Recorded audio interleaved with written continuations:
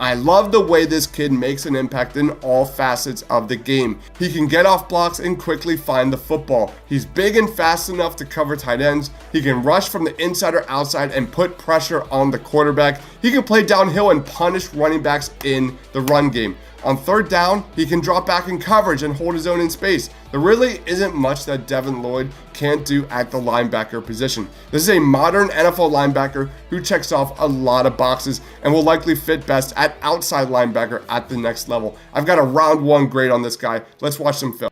Utes rush 4, Brown straight back, and it's picked off. It's Lloyd, headed for the end zone. Pick 6.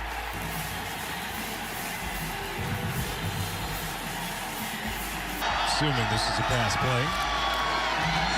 And the ball is knocked down and into the hands of a Ute at the goal line for a touchdown. With it though, he's wearing the number 0. He's one-on-one there, and he just goes up and snatches it. That is an amazing football play. 4 receivers for Barrett. Pressure again, flushed out by Tafua. Toward the sideline, throws it back, and it's juggled and tipped and intercepted. It's a no-no. You see Barrera get beaten by Tafua, scramble drill, and now you just have a sea of red shirts.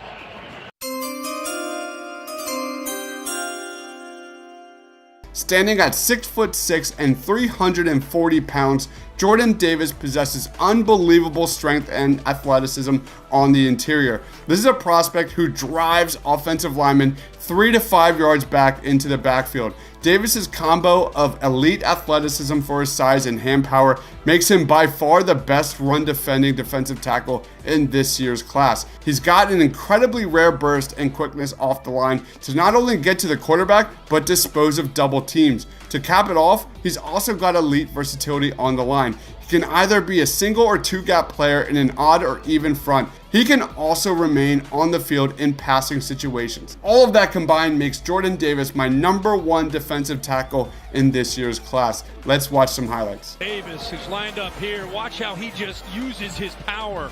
6'6", 340 pounds. He rips right through 2 offensive linemen. With 32 seconds to go, play clock at 1. Play action pass. Doty in trouble! And it didn't look like he got out of the end zone from here. It's a safety. This is the best field position the Hogs have started with from their own 36. And Smith, their top running back, is slammed down. Once again, it's Jordan Davis. 2 weeks. Try to do that with Beatty. Instead, Beatty is taken down by Jordan Davis. To get ready for Georgia. There's no reason to panic. My goodness, Jordan Davis showed some quickness for a monstrously huge. The first thing to know about Derek Stingley is his athleticism. He's an incredibly fluid athlete. He can change directions on a dime and possesses very good ball skills to become a major playmaker in the NFL. This is easily one of the best ball hawks in the draft, although we didn't see a lot of it last year. On the positive side, this is a prospect with one of the highest ceilings in the entire draft class. On the other end, Stingley has missed 13 games over the last 2 seasons after starting every game as a freshman in 2019. Regardless, this is a guy with the potential to completely take out an entire side of the field. If he goes to an NFL program that can polish him up and keep him healthy, then he's going to be a major problem for NFL wide receivers for a very long time. Let's look at the clips. From his lazy boy. Whoa! Big hit, and the ball came loose, picked up by LSU, and Andre Anthony. Touchdown! Fumble. Watch the speed to which he closes here and delivers a strike. Look how he raises. Down. From pressure coming. Throws far side. It's intercepted by Stingley. Makes the play. Watch, he turns at the last second and finds it and makes the catch. 4-man rush. Going up top again. This one is intercepted. And the way he plays is perfectly. Stays in the hip pocket, looks back. Andrew Booth Jr. checks off a lot of boxes for a starting outside cornerback. He's got a great combination of size, length, instincts, and very good to great athleticism. I love the way he's aggressive to the ball while watching him on tape. What separates Andrew Booth Jr. and everyone else is his elite anticipation, instincts, and ball skills. This is a guy who has a chance to become one of the elite playmakers in the NFL in a very short amount of time. He might get knocked for not possessing elite long speed, but don't let that fool you. What I really like about Andrew Booth Jr. is his fluidity in his movement. He's got incredibly fluid hips that allow him to change directions on a whim. There really isn't anything that Andrew Booth Jr. doesn't do well. For me though, what makes this guy so exciting is his ability to read the quarterback, anticipate the throw, and make the play with his elite hands. I love this kid. Let's watch the film. 1st and 10 for Boston College, thinking monumental upset, but hold the phone for just a minute on the defensive play by Booth. Like that to the boundary. Hartman with time, heaves it, Morin, and was it intercepted? Great play by Booth. I mean, turning around, making a play on the football, just an unbelievable play there. It's something going on a 3rd and 10 from his own end zone. He throws, and this one is picked off, and this time Booth makes a clean catch. Bell takes it right upfield. Booth comes right out. And I think that's exactly what happened. Jaheim Bell runs the wrong route here. Jason Brown. 23, man. Watch this guy. Brown sets his feet, throws the deep ball into double coverage, and it's intercepted at the 1-yard line by the aforementioned. The first thing to know about Jermaine Johnson is his elite athleticism at 6'5" and 262 pounds. However, this is a prospect that doesn't just get by with his insane athleticism. Jermaine Johnson has a solid mix of moves at the point of attack that allows him to consistently get into the backfield. And while he did very well against Evan Neal, the great Evan Neal last season, there is evidence last year that he struggled against stronger tackles at times. He needs to continue working on his technique at the next level, but his combination of elite athleticism and production last year will certainly make him a selection in rounds 1 or 2 of the 22 NFL draft. Expect to hear this guy's name mentioned a ton during this year's draft combine. Let's watch some film. Side towards the numbers on the bottom of your screen. 1st down, Cone, pressured, and Johnson gets him again. Clean pocket. No, not that clean. Jermaine Johnson, the sack.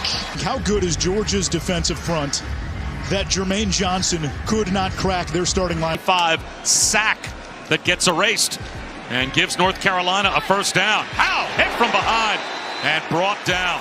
Work over the top, chip the back, get through, retrace.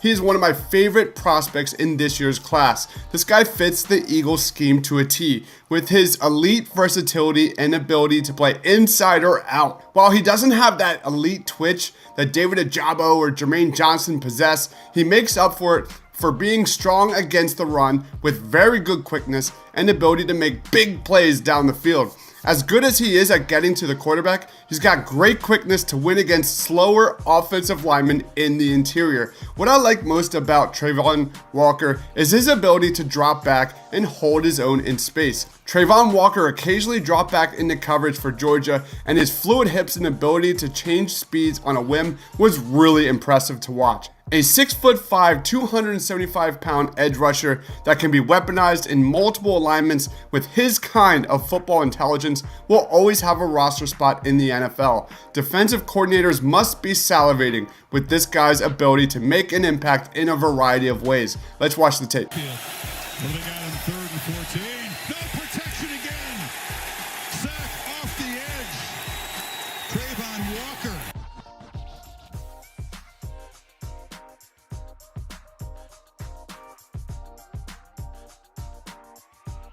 More things, Alec. They somehow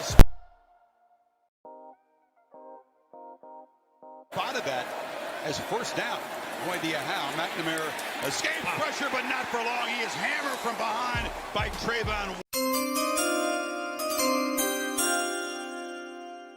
Ahmad Gardner's combination of great size and elite production make him my #1 cornerback in this class. If you're looking for a future lockdown cornerback on the outside, then here is your guy. Production-wise, he has been unbelievable. Since 2019, he has yet to allow a touchdown, he's scored 3 of his own, and he has a passer rating allowed of 35.3. Athletically, Gardner checks off all the boxes with great length, great speed, great short area burst, and fluid hips. This is a guy who should excel in playing either man coverage or zone coverage at the next level. With a little added strength in the NFL, it's scary to think how good this guy can become in a very short amount of time. The only real knock on Ahmad Gardner is that he doesn't possess elite speed. However, Sauce makes up for that with elite football intelligence, anticipation, and instincts on the outside. This is overall, without a doubt, one of my favorite prospects in the entire 2022 NFL draft class. Coach again. The inside handoff fake. Jamison Williams chopped down on the swing pass for a loss of a yard. Freshman quarterback Timmy McClain, the lefty ready to throw. He met pressure and he whips it downfield. This is intercepted on the sideline by Cincinnati and Sauce Gardner. Second and goal. Pressure's picked up. Cohen escapes, throws. Incomplete reception to Sauce Gardner. He just put it up under pressure, and Gardner was waiting for it. Pine hit as he throws off the hands of Kevin Austin and incomplete. He's locked up with the receiver, tracking him across the field. Aiden Hutchinson had some incredible moments this year, most notably against Ohio State, where he was nothing short of remarkable. 15 pressures that game. He had 12 overall sacks and 6 sacks during those last 3 games. That is no joke. As great as he was last year, he beat up college tackles with his elite athleticism. Similar to Thibodeaux, the sky is the limit for Aiden Hutchinson, and he's only beginning to scratch the surface of how good he can truly be. The fact that we're sitting here and debating whether or not this guy should be number 1 or 2 over Kayvon Thibodeaux is just a massive compliment to his 2021 season. Aiden Hutchinson's motor is off the charts. This is a guy who would be best in a blitz-heavy scheme that lines him up across the line of scrimmage and cause havoc in the backfield. While Thibodeaux offers more feel for the game and support against the run, Hutchinson's burst and technique to punish tackles at the point of attack is incredible. This is a pure pass rushing weapon that should become an instant star the second he puts on an NFL jersey. Let's watch some film. They scored was on their first drive of the game. Ellaby knocked away by Hutchinson. And going back. Did 1. Apparently they just got it off and they got stuffed and the ball came out. He was looking in the direction of Otten, and now he's looking at the turf. 3rd down and 8. Helinski in the pocket. Helinski, 97 gets him. He missed communication. So Mike Yursich, the coordinator in the background. Here comes Hutchinson. He knocks the ball. Despite Aiden Hutchinson's recent play and rise, Kayvon Thibodeaux remains as my number 1 edge rusher in the 2022 class at this time. His production during the 2021 season was so strong, a 91.5 pass rushing grade and 46 pressures. His physical tools are off the charts. With a little coaching on technique, you can pencil in Kayvon Thibodeaux as a future star in the NFL. But for me, what puts Thibodeaux at the top is his versatility. At Oregon, Thibodeaux lined up at linebacker and even in the slot. Whether it's against the run or the pass, the first thing to know about Kayvon Thibodeaux is that he possesses incredible burst off the line. He's got an outstanding motor, an outstanding feel for the game to find the football. His elite lateral mobility and athleticism not only allows him to get into the backfield, but he can go sideline to sideline. Kayvon Thibodeaux, for me, is a terrific prospect and my number 1 edge rusher in this class. Zane Pope in motion, play action. Hit as he throws, and the ball goes backward. Picked up. Mayfuna for the Ducks inside the 5. Ducks bring some pressure. Can't take a sack, and the ball is on the ground. He was a little too patient back there. Thibodeaux came around the edge. On 3rd and 10. Pressure. Drops. Thibodeaux. Plays in the first half. 20. We'll never win. Rising, dropped in the back, and finally, Kayvon Thibodeaux. one of the purest difference makers in the entire 2022 draft class. Kyle Hamilton is a flat-out stud in the defensive backfield. This is a prospect with the size, the speed, the intelligence, the versatility to be a bona fide playmaker in the NFL. He can dominate in the box to stop the run, but he also possesses sideline-to-sideline speed to thrive and punish quarterbacks in coverage. Kyle Hamilton has star potential just as much as any prospect in this entire draft. Kyle Hamilton fits the modern NFL to a T and should be that playmaker, that prospect among the top of every single team's draft boards. Let's watch some highlights. They drop 7. Walks it downfield, and that ball is intercepted. That is the All-American Kyle Hamilton. And he is so rangy, and he's big, of course.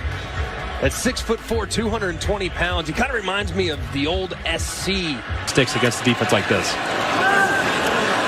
Picked up the pressure from the middle linebacker, White. Downfield, and Hamilton again. He's on the far hash. He gets all the way to the opposite sideline. Look at the close. I mean, when the ball is in the air, he's on the near hash. Still has to go.